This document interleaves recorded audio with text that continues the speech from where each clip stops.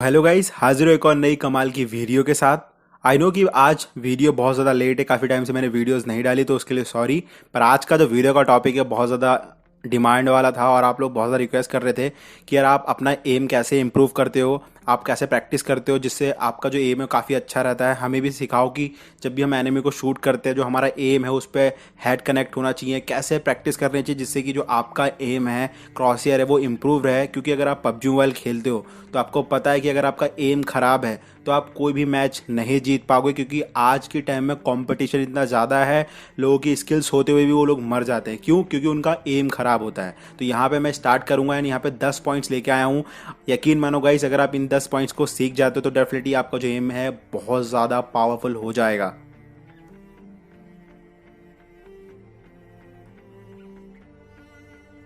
Crosshair placement देखो, अगर आप पबजी मोबाइल खेलते हो तो आपको पता है कि पबजी मोबाइल के अंदर जब हम ये एम रहता है क्रॉसहेयर, जहाँ पे चार निशान से रहते हैं, इसे बोलते हैं क्रॉसहेयर।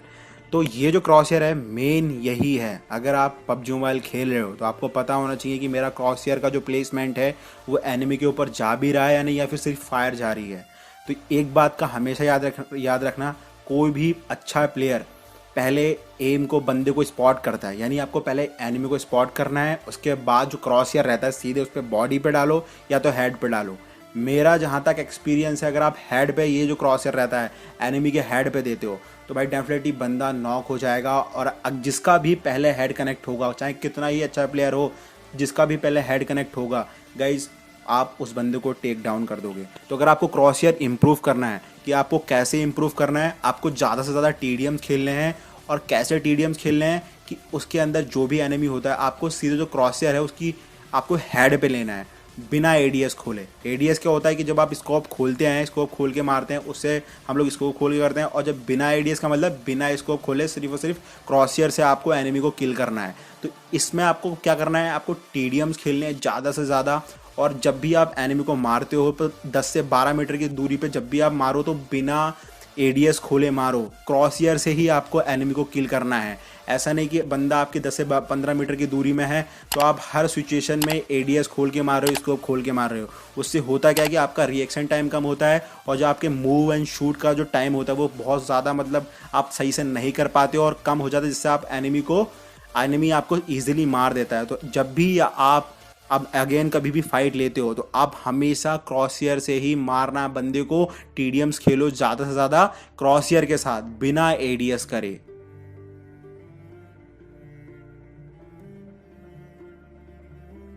अब गाइस बात करते हैं पॉइंट नंबर 2 की, स्प्रे ट्रांसफर। देखो कई बार होता है क्या, सिचुएशन की ओपन में बंदे दौड़ रहे होते हैं और अगर आप चाहते हो कि एक ही स्प्रे के अंदर 3 से 4 बंदों को डाउन करा जाए, या फिर कितने भी बड़े बड़े प्लेयर्स की स्ट्रीम देखते हो वो लोग कैसे एक स्प्रे के अंदर यानी 40 गोले के अंदर कई बार 4 बंदे डाउन कर देते हैं या 3 बंदे डाउन कर देते हैं ईजी वे में। कई बार होता है कि आपके ऊपर 2 से 3 बंदे आ रहे हैं मुंह पे, अगर वो क्लोज रेंज में है तो आपको मैंने सिखाया है कि आपको कैसे करना है, बिना एडीएस दिए आपको बंदों को मारना है। और अगर आप स्प्रे ट्रांसफर सीखना चाहते हो तो काफ़ी दूर है, मीडियम रेंज में बंदे हैं, तो आपको क्या करना है, जो ये बोर्ड्स है ना ट्रेनिंग रूम के अंदर ये जो चलते रहते हैं 1 2 3 4 ऐसे तरीके से, इनको आपको पहले तो धीरे धीरे टैप टैप करके इस तरीके से करना है जैसे मैं यहाँ पे इसमें कर रहा हूँ, इस वीडियो के क्लिप में आपको दिखा रहा हूँ।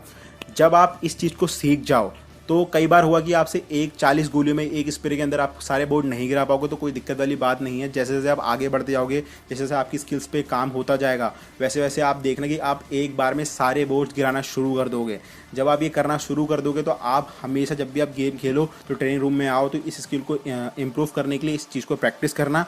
तब आप जब क्लासिक में ग्राउंड में होगा, आप जब खेलोगे तो आपको लगेगा कि हाँ भाई उस प्रैक्टिस से मेरा कितना ज़्यादा गेम इंप्रूव हुआ है और मैं एक साथ स्प्रे ट्रांसफ़र कर पा रहा हूँ एक एनिमी से दूसरे एनिमी के ऊपर। तो ये बोर्ड्स हैं, ये बेफालतू में ट्रेनिंग रूम के अंदर नहीं दिए गए हैं, ये प्रैक्टिस करने के लिए दिए गए ताकि आप जब भी गेम खेलते हो तो एक स्प्रे के अंदर 2 से 3 एनिमी डाउन कर पाओ या 4 भी एनिमी डाउन कर पाओ। तो इस स्किल को इम्प्रूव करने के लिए ज़्यादा से ज़्यादा यहाँ पर प्रैक्टिस करनी है आपको ट्रेनिंग रूम के अंदर आके।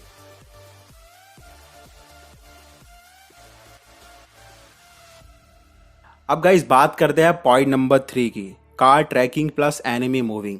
कई बार होता है कि जो कार रहती है और आपको कार के अंदर से बंदे डाउन करने हैं, तो वो भी एम के ऊपर डिपेंड करता है कि आप एम किस तरीके से लेते हो और आपने क्या प्रैक्टिस करी है और आप कैसे अपनी स्किल्स को गेम के अंदर दिखाते हो या फिर गेम को इम्प्रूव करने के लिए क्या चीज़ें कर सकते हो। तो अगर आप कभी भी एनिमी को कार से डाउन करना चाहते हो तो भाई मेरी ये बात मानना, जो भी ये रेलिंग्स लगी रहती हैं और ये वॉल होती है, तो यहाँ पे कुछ इस तरीके से आके प्रैक्टिस करनी जैसा मैं कर रहा हूँ। ये जो दीवार है ना, किनारे से धीरे धीरे इसके ऊपर इस तरीके से प्रैक्टिस करनी, एम के साथ स्कोप को ट्रैक करते हुए लेके जाना है। और जो ये ब्रिज रहता है इसके ऊपर भी आपको प्रैक्टिस करनी कुछ इसी तरीके से। तो जैसे जैसे आप इस तरीके से प्रैक्टिस करते जाओगे, धीरे धीरे आपका देखना गेम कैसे, स्किल्स कैसे इंप्रूव होती जाएंगी। तो ये जो भी आप यहाँ पे मैं दिखा रहा हूँ इस वीडियो के अंदर, आपको सेम एज इट इज़ आपको यहाँ पे सीखना है। तो यहाँ पे जो भी चीज़ आपको मिलती है, दूर है या एक लाइन में है, ऐसा लगता है कि आप यहाँ से लेके इस तरीके को ड्रैग कर सकते हो। पहले आपको लेफ्ट की तरफ ड्रैग करना है शूट के साथ, फिर आपको राइट की तरफ ड्रैग करना है, क्योंकि कार ऐसे ही जाती है। और कई बार जब बंदा ओपन एरिया में भागता है तो आपको इसी तरीके से हेल्प करेगी। याली स्किल अगर आपने अपने अंदर इंप्रूव कर ली तो आप कभी भी एनिमी जो मूव हो रहा है या कार हो रहा है तो आप डेफिनेटली वहाँ से एक या दो बंदे डाउन कर दोगे।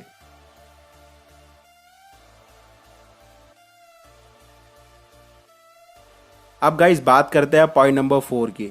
आपने कई बार देखा होगा विंडो के अंदर बंदा होता है, छोटी सी जगह में बंदा दिख रहा होता है, या कोई होल होता है या खिड़की होती है जहाँ पे आप एम सही से नहीं ले पाते हो। क्यों? क्योंकि आपकी वो स्किल्स इंप्रूव नहीं है। तो इस स्किल को इंप्रूव करने के लिए आप क्या कर सकते हो कि ये जो यहाँ पे बोर्ड्स लगे हुए हैं और इन छोटे छोटे यहाँ पे आप देख सकते हैं होल्स हैं, इन होल्स के अंदर आपको टैप टैप करके स्टार्टिंग में करना है, फिर आपको यहाँ पे दो दो टैप करना है, तीन तीन टैप करना है, और धीरे धीरे कोशिश करो कि भाई कहीं कहीं जो छोटे छोटे कोने होते हैं उनके अंदर से आपका जो एम है या फिर आप जो फायर दे रहे हो, तो स्किल्स आपको इंप्रूव करने के लिए आप क्या कर सकते हो कि भाई जो छोटी छोटी सी दरारें होती हैं, छोटे छोटे से छेद होते हैं, इनके अंदर से आपको इन बोर्ड्स को गिराना है। या फिर आप कहीं पे भी कहीं पे भी आपको लगता है कि हम ट्रेनिंग रूम में इस जगह पे बैठ के इस वाली प्रैक्टिस कर सकते हैं, तो यहाँ पे वीडियो में देख सकते हो कुछ इस तरीके से आपको प्रैक्टिस करनी है। और कभी भी इन फ्यूचर आप जब भी कहीं भी फाइट लोगे तो आपको जरा से भी अगर एनिमी दिखा, जरा से भी छोटी जगह में मिला, क्योंकि आपने प्रैक्टिस करी हुई है, तो आप उस बंदे को डाउन कर दोगे। जो खिड़की में बंदे रहते हैं या कहीं कहीं छोटे छोटे से एरिया रहता है जहाँ पे आपका जो एम अगर अच्छा होगा तो आप इजीली उन जगहों में भी बंदों को डाउन कर दोगे और बंदे सोचेंगे भाई ये कैसे करा। तो यहाँ पे आप ये जो बोर्ड्स हैं इनमें आपको प्रैक्टिस करनी है, तो आप डेफिनेटली देखना कि आपका जो गेम प्ले वो कितना ज़्यादा इंप्रूव होने लगा है।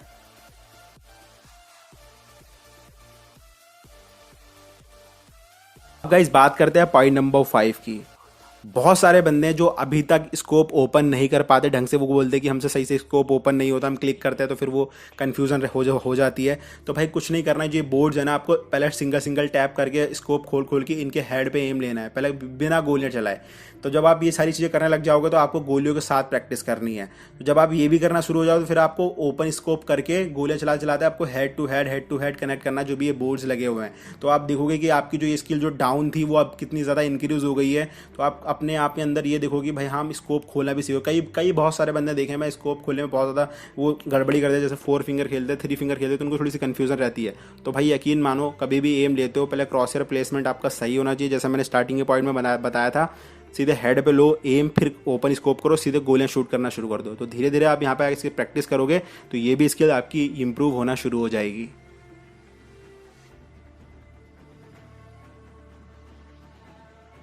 पॉइंट नंबर 6, बहुत सारे बंदे जब रिच टू रिच फाइट होती है पहाड़ी के ऊपर नीचे जहाँ पे रिचेस होती हैं वहाँ पे फाइट्स होती हैं, तो बहुत ज़्यादा बंदे डेफिनेटली कन्फ्यूज़न रहता है कि भाई कैसे बंदों को शूट करें, बंदे हमें मार देते हैं। तो आपको पता है कि अगर आप हाई रिच में हो तो एडवांटेज ज़्यादा रहता है एनिमी के पास, या फिर अगर आप हो हाई रिच में तो आपके पास ज़्यादा एडवांटेज रहेगा। अगर आपका बंदा हाई रिच में है तो आपका बंदे के पास एडवांटेज रहेगा। तो रिच में कैसे फाइट लेते हैं, मीरा मार खेलते हो, क्लासिक खेलते हो, कई बार होता है कि पहाड़ी इलाके में हमारी फाइट्स होती हैं। तो रिच में देखो फाइट कैसे लेनी है, इस तरीके से आप देखो प्रैक्टिस करनी है। आपको शूट करना है, जंप क्राउच करना है, शूट करना है, रिच के कवर में आ जाना है, शूट करना है, रिच के कवर में आ जाना है। इससे होगा ये कि भाई जब आप एनिमी को शूट कर रहे हो तो उसकी गोलियां आपको भी लगेंगी, पर गोली लगते लगते आप अपने कवर में आ जाओगे, हीलिंग कर पाओगे और आपको ज़्यादा टाइम मिलेगा एनिमी को कंफ्यूज करने में या फिर शूट करने में। अलग अलग तरीके से आप यहाँ पे प्रैक्टिस कर सकते हैं। रिच में बहुत ज़्यादा फाइट्स होती हैं, तो इस तरीके से आपको प्रैक्टिस करनी है। शूट एंड क्राउच या प्रॉन, ये 3 सारी चीज़ें आप अपने अंदर ऐड करोगे तो आप देखोगे भाई कितना ज़्यादा इंप्रूव हुआ है हमारे रिच फाइटर्स में।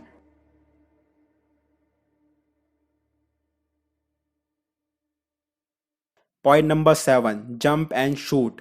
कई बार होता है कि बंदे कवर के साइड में होते हैं और आप लोग उन्हें जाते हैं इजीली मारने के लिए चले जाते हैं, तो बंदे आपको टेक डाउन कर देते हैं, नॉक कर देता है, फिनिश कर देते हैं। तो आपको जंप एंड शूट करना है जब भी आपको लगता है कि वॉर के पीछे बंदा है या यहाँ पे बंदा है, तो इस तरीके से आपको जंप एंड शूट करके बंदे को मारना है। डेफिनेटली आपको इस तरीके से प्रैक्टिस करनी है। जैसा आप लोग देख सकते हैं बोर्ड्स हैं जो किनारे किनारे पे चीज़ें रहती हैं, यहाँ पे आपको आना है, जंप शूट करते हुए, जंप एंड शूट करते हुए जाना है, शूट के साथ जंप करना है। तो इससे होगा कि भाई एनिमी कंफ्यूज रहेगा, उसका एम बहुत ज़्यादा बिगड़ जाएगा। तो अगर बंदा कभी हार्ड टीपी पे लेके बैठा और आपको पता है कि रश करना है, हमारे पास कुछ और जरिया नहीं है, तो आप उसको जंप एंड शूट करके इजीली फिनिश एंड नॉक कर सकते हो।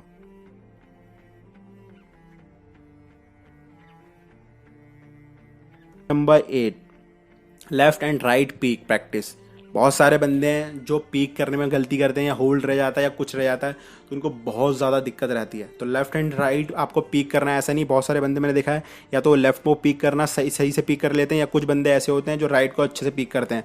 ऐसा नहीं होना चाहिए गाइज, आपको दोनों पीक एंड जो लेफ्ट एंड राइट जो भी होता है, इन दोनों को बहुत अच्छे से आपको मास्टर कर लेना है। तो यहाँ पे बहुत सारी ऐसी चीज़ें हैं जहाँ पे आप बैठ के लेफ्ट एंड राइट पीक सीख सकते हो और बंदों को शूट कर सकते हो। तो यहाँ पे आप आओ, ऐसे प्रैक्टिस करनी है, लेफ्ट पहले पीक करके गोलियाँ शूट करो, फिर राइट बैठ के गोलियाँ शूट करो। इससे हुआ कि भाई जब भी आप कभी, आपको ऐसा मूवमेंट रहता है कि कई बार होता है कि भाई अगर आप अपनी पूरी बॉडी एक्सपोज करोगे तो सामने बहुत सारे बंदे और आपको ईजिली नॉक कर देंगे। तो अगर आप अपनी बॉडी का कुछ हिस्सा दिखाओगे सामने वाले एनिमी को, तो आपको पता है कि भाई जब हमें शूट, अगर गोलियां पड़ रही तो हम कवर में डायरेक्टली आके हील कर पाएंगे अपने आप को। तो लेफ्ट एंड राइट जो पीक होता है, इसको आप इस तरीके से प्रैक्टिस करें कि अगर आपको लगता है कि सामने बंदा